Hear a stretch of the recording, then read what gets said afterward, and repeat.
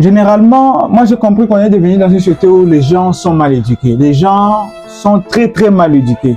Je ne sais plus faire la différence entre le militaire et les koulouna. Moi, je ne sais plus faire cette différence. Après tout ce qui s'est passé après braquage, je ne sais plus qui est koulouna et qui est militaire. Généralement, les gens oublient ce qu'ils doivent faire dans la vie. Les militaires ont oublié leur place dans la société. Actuellement, au Congo, tu ne peux pas te promener. À 22h, tu te crois avec le militaire, tu te dis que tu es en sécurité. C'est tout à fait difficile. Tout à fait difficile. Dans d'autres pays, quand tu te balades à 0h, tu te croises avec des militaires, tu te sens en sécurité. Les nôtres, c'est des fouillages, on te ravit le téléphone, l'argent, c'est compliqué. Certes, il y a eu braquage.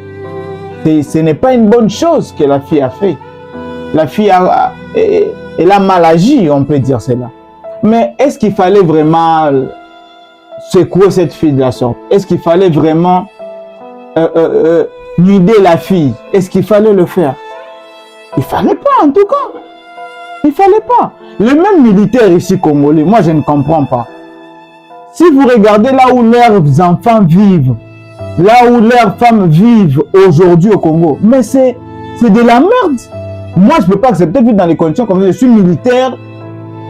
Une fois que je deviens militaire, je ne peux pas accepter aller vivre au camp militaire. Je ne peux pas parce que c'est sale. On doit le dire.